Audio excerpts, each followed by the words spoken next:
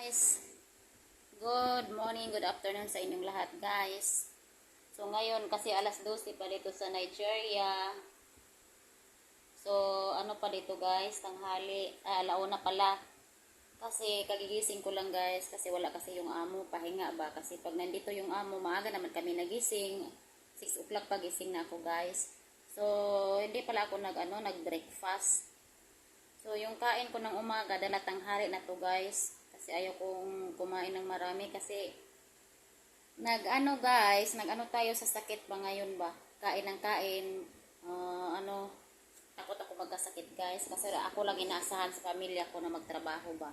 So paano na lang kung magkasakit ako guys? Hindi na ako magkatrabaho.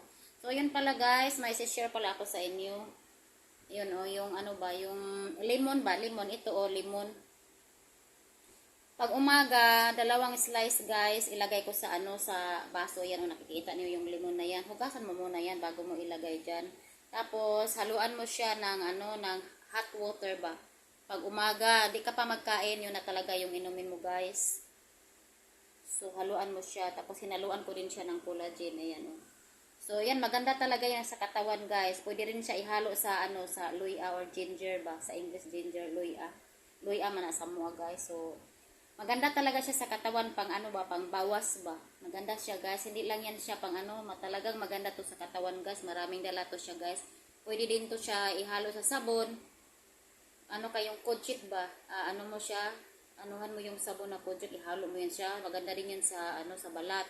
So yun ang ginagawa ko guys kasi maganda to siya. Hindi naman to pang pasiksi, para talaga to sa katawan, anti-cancer dito siya guys. Pwede din yun i-search nyo sa YouTube. Nandyan yan siya guys. Yun ang ginagawa ko. Kaya na lumiit yung tiyan ko. Pagkatapos kong inom nito guys, talagang nagbabawas talaga ako siya. Yung parang magaan yung yung katawan ko. Pag umiinom ako lagi nito yung Tapos vitamin C din to siya. Pwede din to sa ubo.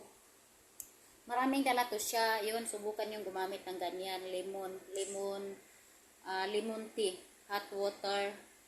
Lemon. Yun lang ang ko yung iniinom ko pag umaga. Pwede din sa gabi siya bago ka matulog. Yun lang. Salamat guys. Salamat sa sinishare ko lang yung kung yung ginagamit ko. Yan lemon. Mahal kasi to dito. Pero slice mo lang para makatipid ba. Sa atin parang mura lang siguro yan sa atin. Ayan iniinumin ko. Minsan nga 2 baso yung maubos ko niyan. Ubusin ko talaga yung wala na talaga siyang lasa na lemon. Yan ko pa ubusin ko talaga siya. Yun lang guys. Salamat.